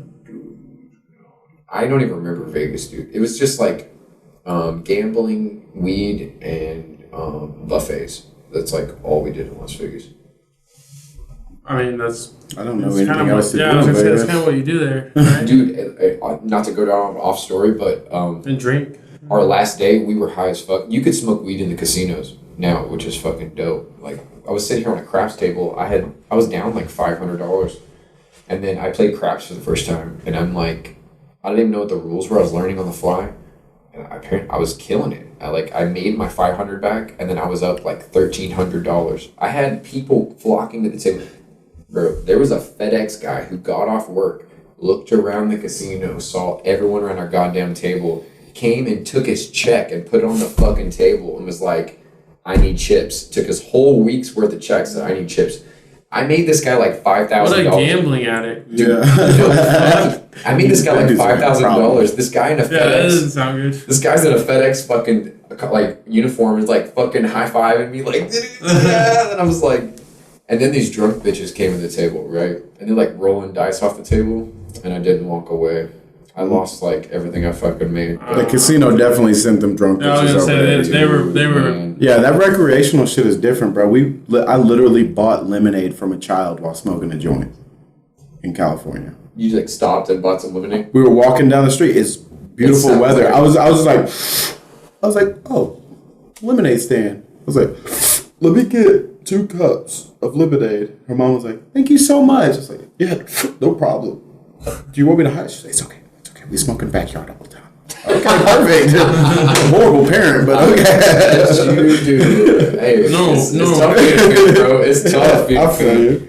You know, me and the mother, you know, we occasionally partake. Sorry, Mr. and Mrs. Bystairs, if you watch, but nah, dude, that's fucking dope. Did you hear about the fucking girl who's selling Girl Scout cookies outside of the fucking dispensary? She like sold like record number. Where? It was in California. I read about like 3 or 4 years ago. She was like making record sales in Girl Scout cookies. They need to get her a fucking marketing. If I'm coming out of a dispensary, I'm gonna buy some Thin cookies. Mints. I'll tell you that. I'm buying some Thin Mints for Dude, sure. that is a fuck. I bet their parents were like, "Wait, hold up." No, her parents were probably like, "Yeah." Her parents are probably the one who told her to do it. Yeah. That's what I'm saying. You want the goddamn best prize, right? They're That's like, where you need to go. They're like, she's like, "I want to go to Target." You're like, "Oh, wait, hold up. Like, I know a better place." Yeah. I know a lot of people who will buy these. Why go to Walmart when you can go like right outside of Smoking Joe's or whatever? That's a fucking marketing scheme. I'm about to go open up. Like, as soon as Texas opens up dispensaries, I'm like opening up a cookie. Late night cookies right next to it. It's gonna be a minute. You fucking name it, dude. It's a matter of time, dude. Austin just fucking I think they decriminalized like what was like last year. And then I think Texas just upgraded their fucking medical marijuana program. 420 is a different day in Austin. This is by far the most liberal area. I had Texas. we went to Marley Fest. There was a cop sitting right at the taco shop, and we had a joint, and I had it in my mouth, and I was literally looking for a lighter, and he just walked up, lit it. I was like, holy shit. And I got freaked out. I was about to take it out of my mouth. He was like, no, you're good. It's 420, man. Lit it for me. I was like, holy shit.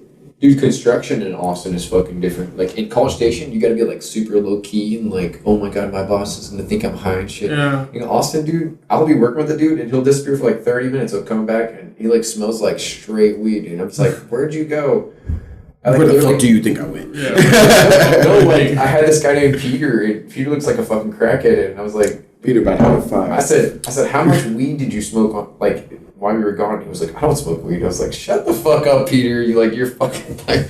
But Austin's just like, all these dudes are fucking, like, the cars drive by me when I'm walking to my car, and it's just like fucking loud. Oh, yeah. And I'm just like, everyone in Austin is like, fucking just, psst, like, dude. You go to Cali, all of the motherfuckers are smoking. Yeah. It is. Have y'all fucked with Delta 8? No, they said it's not good for people who smoke, or you're not gonna get as high if you smoke a lot of weed. I've smoked it, and I'm not smoking right now, so like when I hit it, it definitely gets me there. That's what I'm saying. Like, if you haven't smoked all day and then you hit some Delta 8, you're like, okay, this shouldn't be. I mean, I don't smoke right now, and Delta 8 feels like weed to me. So you will fail a drug test. That's what I heard too. So dude, I literally bought it on my lunch break because some dude told me about it, and then I was like, you can't buy fucking things that get you high. And then I like went to this little CBD place on like Holloman and Elevated Stash.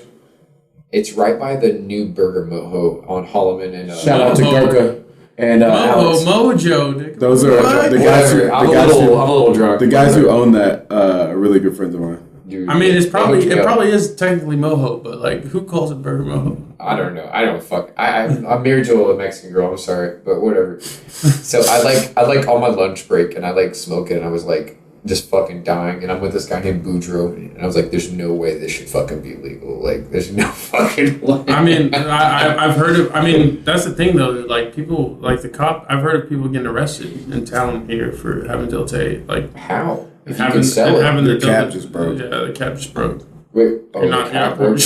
Oh fuck, dude, this whiskey's out of there. This was really good. We both sit down like, yo. You just ripped that off.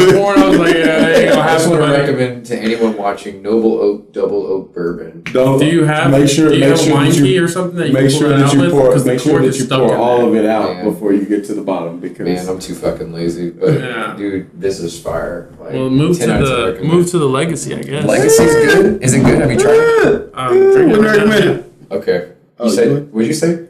I'm drinking a little bit with Johnny Walker, so I'm gonna try. Oh fuck. Yeah, you thought you were gonna try the double black or no? The black label's empty, so it's only double black. Yeah, this is cashed. Dude, see, I'm not familiar. Never put scotch in front. You know what? I'm fucking up. Yeah, Here, do not put scotch. Never put scotch in front of this. I'm fucking up. I forgot I brought these because I didn't know Jonathan was gonna give me all this. I thought I was out of alcohol with the Crown. I brought some ranch waters. I don't know if you like those. Oh no! Yeah, give me one. Yeah. God, this has a gross. I didn't know what y'all liked, so I grabbed some. If they're still cold, yeah. Oh yeah. We're good. Dude, man, yeah. I'll drink one of these bad boys for sure. Oh shit. Okay. Sorry, Mom. You know, I don't think at this point they're not gonna be able to watch 2 hours of video. Yeah, like we've gotten into the nuts. You know, I didn't vape at all on Kindle Show, but you started vaping. And I was like, fucking, we're already vaping. So. And I was, you know what? More than I was worried about me, because I was worried about my image of vaping in front of the camera. But like, more than me, I was like worried about me hitting it, and then you wanting to hit it, which happened. You know what? This is my fucking show. You know, you're fucking right. It's getting to the point where we're smoking on the show. Let's I'm go. sorry. Yeah. I don't care. Whatever. It's your show, bro. Like, do what you gotta do. Yeah, dude. These ranch. You don't like ranch water? Fuck no. Why not? They're so good. They are. You like White Claws, huh? No. Oh, okay, I don't like any seltzers. You do like White Claws. You drink White Claws. You don't drink those? You out. How long did it take you? Remember when you tried to give me all those White Claws? I was like, I don't want those. I thought you drank White Claws. I'll shotgun them. It's just Tom? It's just Tom. They'll shotgun them. Shout out to the whitest guy ever, Tom. Tom Barry. Thomas Henson Barry. Yeah. I put his whole government out there. Man. Both our roommates are from Abilene, so. I fuck with White Claws. Or White Claws, ranch waters, you name it, dude. Like, it'll be a minute. Yeah.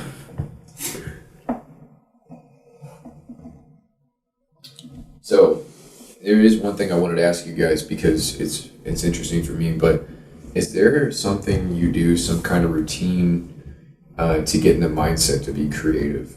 Like, is there something that you do specifically, or is it like a certain feeling you have, or like what gets you in the mindset to be able to really delve into some shit and like just dive in? Like, I mean, I tend to start writing after one of my favorite artists has dropped an album. Like, the reason I've started writing recently is because J. Cole, Kanye, and Drake all dropped albums, and they're all pretty fucking fire. So I've just been listening to music nonstop. I've been on Lil Baby a lot, so I've just been picking up different ways. And a lot of my music, I'll listen to their shit and I'll learn how they say shit in a song. And then I'm able to do that in a song. And so I'll use the words that I want to use, but to a different cadence. And I mean, honestly, I just fucking love music. So whenever I hear a new album, I just get hype as fuck. And I'm like, man, now I want people to hear my shit like that. So that's really what gets me hype as fuck. That, and if we have a good month of going out and a lot of content. Yeah, like some great, like when I wrote the first album that me and him did, I had just moved back, just broke up with my ex, was getting back into hanging out with people, going out and all that shit, and I was like, so much shit. He would see me in the DJ booth just making out with girls. I don't even know their names, couldn't tell you who they are. Run into girls, they'd be like, "You remember me?" No. Well, we made out last week. All right, bet. You buying me a drink? like, where's this going? You and who else? Right? Yeah, like I saw it. Yeah, like I would like pass out in my car, like all kinds of crazy stories, and so that's really what gets me hype. That and I feel like as a writer, that's like more what you need. You know, you need something to write about, experiences and shit like that. For me, I think like we said when we started, like I'm not gonna make any music if I don't feel it. So like it's always something that I've always like had a passion for. So if I'm not feeling in the mood, I'm not gonna make anything. So like I make music multiple times a week, and I do it on days that I'm probably feeling like kind of, this is gonna sound cliche, probably like feeling free, you know, like if once I get off work, if I'm like, you know, I game a lot, you know, I game, you know, I watch TV with these guys, hang out with them. If I'm in my room and I'm feeling kind of to myself, then I'll probably like make music. I mean, like you said, I'm always playing guitar, like, so you know, sometimes I'll like kind of spitball something and it sounds kind of good to me, and I'm like, ooh, I kind of want to go. I would love to make a beat off that, you know. Or and same as him. Like sometimes, like Donda just came out. Late Kanye for me is a little different than like Kanye when I was really just into him. And I still think his music production is fucking A1. Like I think Kanye is one of the best music producers there's ever been and that will ever be, just because of his knowledge of music and where things should go to create a mood. But like when I hear things that inspire me, for sure, from rappers and artists, it definitely makes me want to make more music. But more so, it's just like whenever I'm feeling it. Like if I'm not in the mood, I'm not gonna make anything. If I'm in the mood, then, or if he tells me something, I mean, he'll tell me he wants to make an album or he wants to make a song. I might not do anything that day, but like the next 2 or 3 days, if I'm like feeling up for it, then I'll start like kind of hopping on, making some music, you know, filling out what, listening to stuff, like filling out where kind of I want to go for a vibe. So it's like, it really depends on the day, it really depends on my mood, really depends on like how much I want, but it's something that, and that's what I'm saying with, it's something that I find fun in. So like if, you know, if I'm bored or if I'm not doing anything, then I'll probably be making music because it's something that like is very fun to me. So it's not so much like what gets me in the mood. It's just like when I'm in that mood, I'm going to start making some music, you know? So like it's not, I don't have to really find the mood. The mood always comes to me every now and then. It's just like a matter of when it comes or when it goes. And when it comes, like, there's not other shit that I really want to do besides make music. So when that mood comes, I just kind of like, I might buy in and just, I mean, I used to be I used to have my setup downstairs. I have it upstairs in my room now, but when I had it downstairs, like, they'd see me, I'd be on there for like 3 or 4 hours, you know, just making music, just making beats, like kind of just filling shit out, like what I feel like doing, you know. So it's very sporadic, but it's very like, yeah, it's definitely regular. sporadic. You know, it's sporadic, but I do it regularly. Like, there's plenty of beats that I throw out that I don't expect anyone to ever use or hear. It's just like, you know, whenever I feel something, and then when I come out with something that I feel like is good, then I'm like, all right, just hey, you need to listen to this. And that's the environment I like to be in the most, where I'm like making stuff that I feel that I don't feel. Like I'm just making music that feels authentic to me. And then when I feel something that I feel like could be a hit or something that I feel like he might actually like, then I'm like, all right, you need to listen to this one. You need to listen to this one. I might make 10 beats in a day, and I might find one or two that like I feel like he likes. And maybe I send him the other ones. Maybe I just let him listen to them. But like at the end of the day, like there's no way I'm going to send him something that I feel like he isn't for him. And there's no way I'm going to send him something that I feel like I didn't work, a decent amount on. So like I try to put a good amount of effort into everything that I put out that I feel like he's going to use for his music. And, if it's something that's like I'm just doing it for fun, then I'm just doing it for fun. My biggest thing is I will only write music I'll start writing music at 11 p.m. I cannot write music during the day. So I'll start writing at 11 and they'll come down at 9 o'clock and I'll just now be going to bed. So why is that? Why can't you start writing? I don't know. During the day, a lot more shit is on my mind, real life shit. I'm thinking about work and all this shit. But when it's overnight, it's like if I were to go out, instead of going out, I'm staying in and writing music so I can think about the shit that I'd be doing at that time. And then it's more of just to myself at night. I'm not going to get 80 million texts or notifications or Instagram or anything like that. I can just focus because it's fucking 3 o'clock in the morning, 4 o'clock in the morning, nothing's going on. That's the other thing about us too, is we're both pretty big night owls. Yeah. So a lot of our songs we've made at fucking 3 a.m. Yeah. I'll send him videos of me rapping the song that he just sent to me, and it's 5 o'clock in the morning. I know he's not gonna see it, but it's the most creative time for me. I don't know what it is. I can't. No one else is up. You just get to chill and do your own thing. I'm just zoned in, locked in. I'm the same alone. Yeah. I'm the same way. It's quiet outside. Everyone's up and moving, going on. It's hard. When everyone's up and moving, it's hard. But when you get to get that time to yourself, and I know nobody's. And for me, I was gonna say, for me, it's a lot of the days that I'm off. I'm working most days of the week, so the days that I'm off, I'm I feel like making music today. Yes, no. If yes, then I might do. It doesn't, like you said, it doesn't take me long to make a beat. So I can get a rhythm or a melody that I like going in 10 or 15 minutes, and then once I get the melody going, then I just build off of that. So if I'm in a beat making mood, then I'll start with something, and then I'll be all right, I like where this is going, or I don't like where this is going.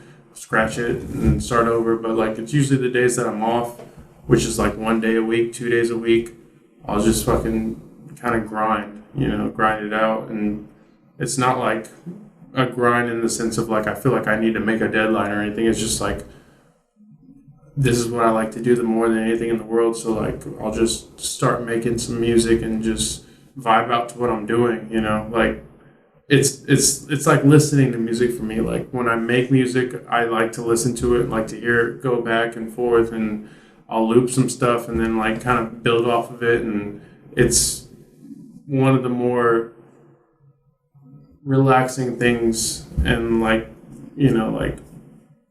tedious but appealing things that I like to do when I look forward to my day off is I get to make some songs, today, and hopefully if Justin's working on some shit, if we have some directive about where we want to go with it, I know where I want it to be, but otherwise then I'm just chilling and making music, or I'm chilling playing my guitar, and then I'll hear a melody that I like that I play, and then I'll I need to go off that, and then I'll just keep going with it, go with it, and then sometimes it turns something, and sometimes it doesn't, and either way it's it never really hurts me, It's more just something that.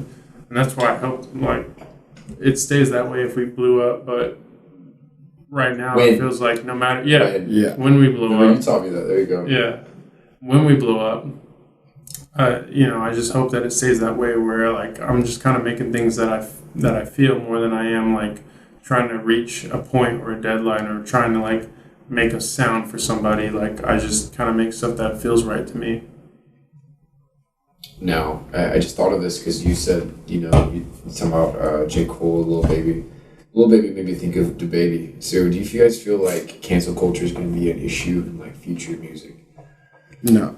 I mean, music's free. I mean, people are always going to be fucking sensitive. It's always going to be like that. That's how the world's going.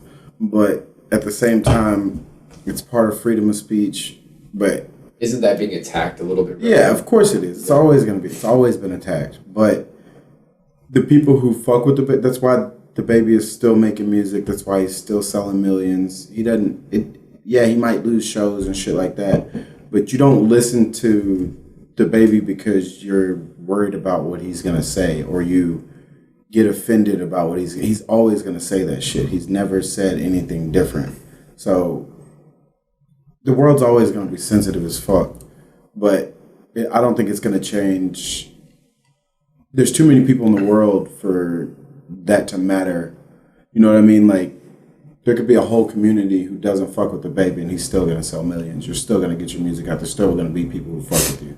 So it kind of makes me think about like the Donda album for Kanye is like, you know, I have people at work or like people that I've talked to about it. They're like, oh, I really just don't listen to Kanye because like obviously he's crazy, or like my political views don't match with his or whatever. But I'm like, all right, well the production, you know, and the music is on point. Like it's great, you know. So like at the end of the day, like if you're putting out stuff that feels great to you and that feels, it may not hit now, but like if you continue your career, if you pursue what you feel, I feel like at some point it's gonna come back around, and you're gonna start feeling, you know, if not people that are watching you, like somebody's gonna feel that shit. And as long as you're putting out something that's authentic, like there's no way that somebody's gonna like knock you down for putting out something that feels right to you. And so like cancel culture is a thing, and I think like, you know, you say the wrong things, people might shoot you down for it, but at the end of the day, if you're putting out hits, like no one's gonna knock you for it. It's the same thing with NWA when they were calling girls. Yeah, there's been they tried to stop them, but there's been a dosage of cancel culture throughout all of histoay. It's just more apparent now because the internet's bigger. Yeah, you just can't stop good music. Yeah, like, you know, NWA is a great example, but there's plenty. Tupac is cancel culture. Like, there's plenty of people who thought like some of the greatest artists of all time have been canceled, should have been canceled for whatever reason. We just have adapted a name to it, so now people feel like, oh, cancel culture. Like we need it. I mean, the fact that Megan Thee Stallion and Cardi B have put out WAP and that hasn't been canceled for any reason, and that we, you know. That's the thing. But that's the thing I tell people. Like, yeah, you can get mad that they made a song called WAP, but there's a whole fucking country song, "Dick Down in Dallas," like "Butt Fucked in Austin." Like it's damn near the same shit, bro. You know what I mean? So you can say all that, but at the end of the day, good music is good music, and just like he feels that way, there's billions of people in this world, so there's got to be at least like millions and millions of people who think the same way that he's thinking right now, especially about music. And music is one of the oldest things in the world, so if it hasn't been canceled yet, it hasn't been stopped yet, like people are gonna say what they want to say. You're gonna lose fans. Down in Dallas is a banger. It's a fucking banger, bro. I heard that song and I was like, this is gross, but this is a great fucking song. And at the end of the day, like a lot of things that people get canceled for, like there's things that, okay, if someone was talking about rape or some crazy shit, like then you cancel them. But like a lot of the stuff that gets canceled, it's like people relate to that shit. So like if it's something that someone can relate to, at the end of the day, even if it gets canceled, like you will still get a following for it. Yeah. You know, and there will still people that will be into it. Like there's not much stuff you can talk about in the world as a human that someone else is not going to understand and like not feel. So, like, it's better to understand who you are as a person and just put some shit out. And if it gets canceled, it gets canceled. If it doesn't, you know, like, it is what it is. But, like, the best thing you can do as an artist in any sense of making beats or rapping is being authentic to yourself and being authentic to what you feel. Because that's how you get shit. More people feel what you feel than you think, you know? So, like, you want people to understand where you're coming from and be able to feel what you're feeling versus just putting out some stuff that you think is going to be mainstream or you think that is very acceptable by many cultures. Because at that point, like you said, you're being a politician. You're just accepting what is and not what could be. I guess is the best way of me putting that. No, that's very fucking true. It's very fucking true. 100%. Because, I feel like a lot of people do that. Like, they do certain things just to get likes and shit, which is kind of sad, really. I mean, the baby started that way. The baby used to show up to fucking concerts in a diaper. Yeah. Shut the Facts. fuck up. That's facts. Yeah. No, he Why? didn't. He was the baby. He was the baby. It's a gimmick. So, yeah, he came in diapers. Lil Uzi Vert went off, like, he fell off because the label wanted him to be a certain way. Like, they made him be that way, and nobody fucked with it. And that's the thing. No matter where you go in music, people, once you get signed, people are gonna want you to be. You sell your soul once you get signed. Once you get signed, people are gonna want you to be a certain way, and people are gonna want you to be the way that sells. So that whatever your biggest hits are, whatever has made you your money, that people are gonna want you to progress that and project that as much as possible. So like, you have to choose that. You have to pick and choose that. That's when you hit that moment of truth. Like, do I stick to myself? Do I be a person that this hit was me, but it's not necessarily how I feel about everything. Do I need to be that for everything, or do I like a big artist of mine like that I'm a big fan of is Ski Mask Slump God. Like, that's a guy who does like damn near horrorcore, raging like screamo type rapping half the time. Like, if that's what's popular, do you have to do that every single time? Or do you or do you pick and choose your moments? If you're feeling like just rapping on some shit normally, do you rap normally? The label will hate you for it. People will hate you for it because you're not being your typical person or the person that blew you up. But like, that's you, So you have to choose. That's why I'm saying, like, it's great that we get to do this shit the way we want to do it now before we blow up. Because like, at some point somebody's gonna be like, oh, this song was a hit. That song was a hit. How can you reiterate that? How can you give us more of that? Versus what feels good to you? Like, you're an artist, we trust you. Like, put out what you feels right. People are gonna want you to do what hits, what sells. So like, people are gonna be like, oh, that song was a hit for you. We want you to keep doing that. Keep doing that as much as you can. And then that gets you in the mindset of, I need to put out like a pop hit. I need to put out a trap hit. I need to put out an R&B hit. I need to put out a like alternative hit. Versus what mood am I in right now? What have I been doing in my life? What have I been feeling in my life? Like, that's what people like as an artist, but that's not what the industry likes as an artist. Yeah. Like, if you ask him, like, I've dropped plenty of songs where I have a hook and it has a meaning, and I'm like, I fucking hate this song because I'm doing it just because I know people are gonna fuck with it. Like, people who love catchy shit, they're gonna fuck with it. And they always come up to me, like, one of the songs on our first album, everybody's like, I love that song, bro. And I'm like, I told them, I was like, I might not even put this bitch on there. I do not like this song. Everybody fucking loves it. And it's because so many people are mainstream. But the people who listen to music lyrically, yeah, they fuck with it, but they don't fuck with it the way they fuck with, like, Vibin' or Cruisin' or any other song where I'm just going off telling a story.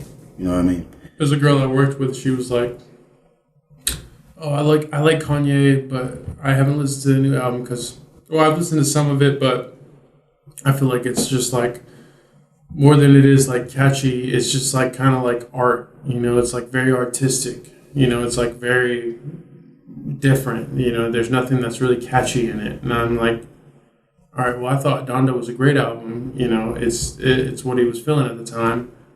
And, that's kind of speaks to what everyone feels right now. It's like, people are looking for, America's attention span in general is shortened more than it ever has been, and it will continue to be that way. TikTok tells you a lot about that. Yeah, it'll continue to be that way as long as technology continues to grow, because people want things shorter and faster. Yeah, can it get shorter? Can it get faster? So like, you don't look for art as much as you do something that just resonates with you right off the bat, something that's catchy, something that you can just repeat and know. But like, at the end of the day, do you not want Donda to be art? Do you not want music to be art, like that's what it is in its core. So like it's a hit and miss, it's pick and choose, and I understand once you're getting paid why you would do it, but like you don't want, you know what I'm saying? You don't, if it's art should be art. If you're making music and music is a part of art, then you should understand that and you should make things that feel right for you.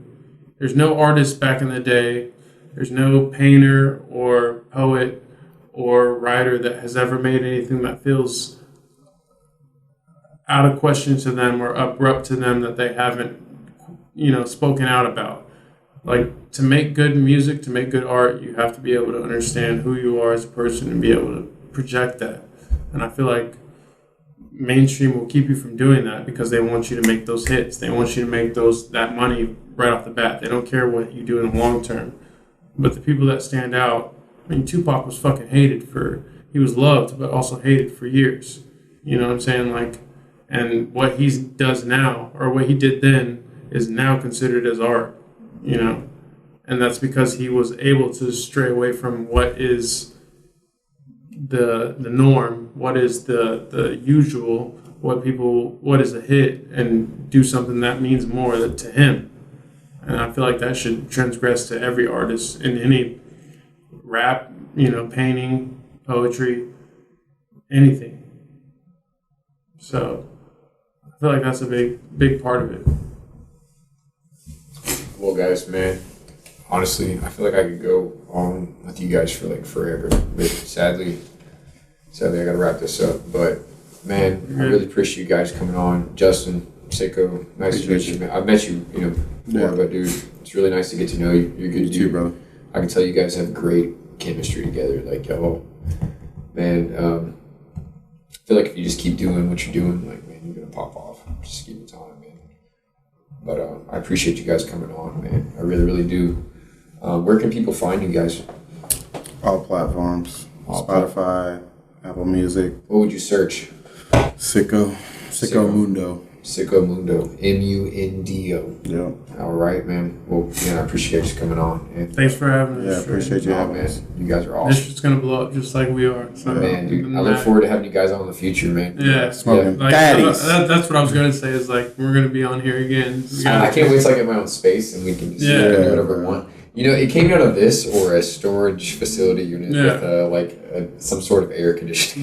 Sounds like we can blow down that bitch. I was gonna say, there will be an episode where we'll be like, remember when we all started off like we weren't doing shit, you weren't doing shit, we just had the fucking house to spit shit out on. But yeah, it's gonna blow up. We're all gonna blow up. Matter of time, dude. With content like this, you can't fail, man. People like you make it possible. But man, thank you guys for coming on. Appreciate you. Adios.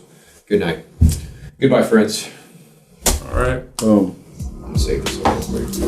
Yes, please. Man, you guys are awesome. That was fun.